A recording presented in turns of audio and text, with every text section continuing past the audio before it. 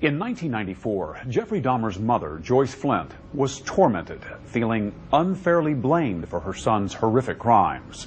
She had planned to write a book, tentatively titled An Assault on Motherhood, about her ordeal. In fact, her co-author sat next to her during the interview, sometimes interrupting when she felt the questions were too much for Joyce to handle. The book was never published, but in our interview, Dahmer's mother talked candidly about her pain and about her anger. Do you feel that you're being blamed?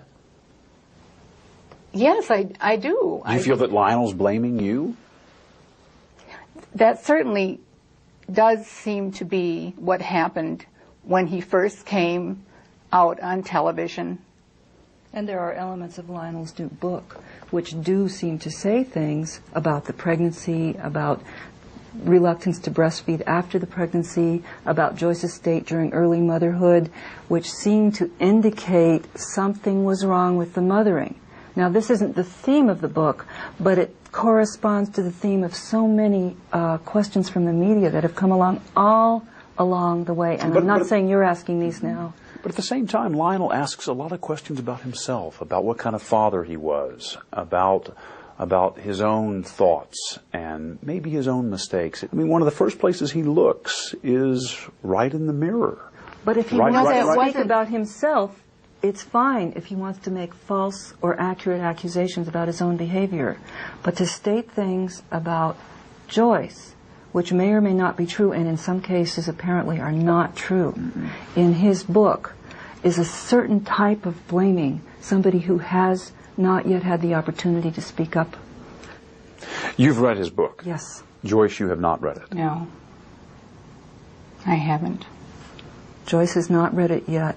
Joyce has been not well, and reading that book, which just came out, hasn't been something she was ready for. The excerpts that I have seen in the newspaper are so astounding to me. He told everyone that I was crazy, that I had abused my body with medicines, that I somehow was to blame. There's no doubt about that. Now he turns around and, for whatever his reasons are, I don't know what he's trying to accomplish with talking about something he should have shared with me before he ever married me.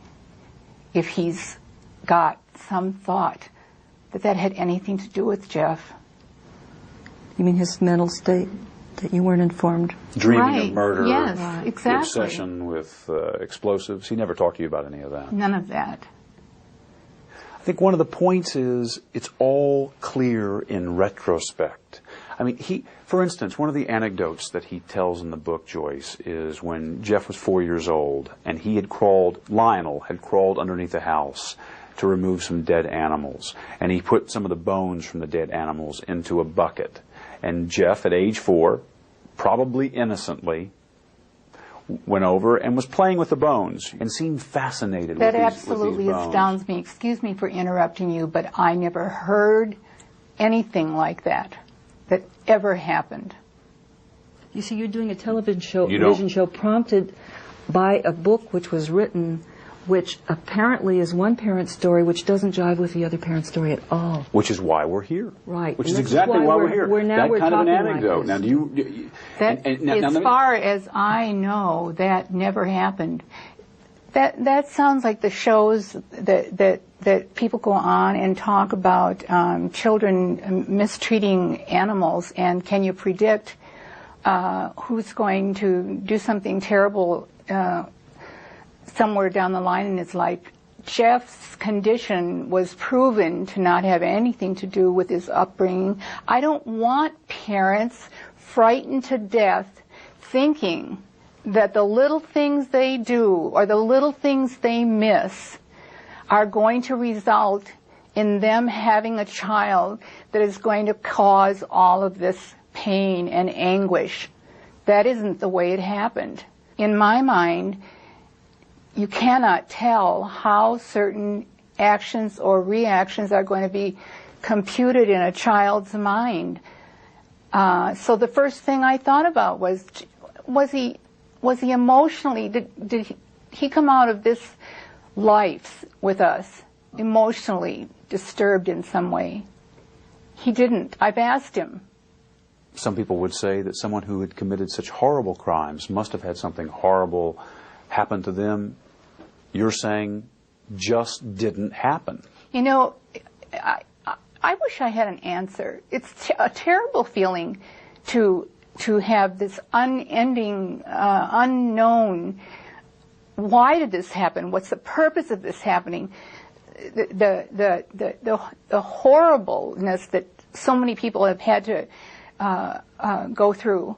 I wish I could come up with an answer. That would be useful. It isn't useful to speculate on what small, tiny little things did we spank our child, and that turned him into as they called me, a monster maker. Jeff was raised with all the love and care and concern that any child could be raised with, and what happened to him, I don't know. I wish I knew. I'd give anything to know. When you ask yourself that question, Joyce, I mean, you know, when you're alone with yourself and you wonder why it happened, what answers do you come up with? What questions do you have about the origins of his madness, if you will?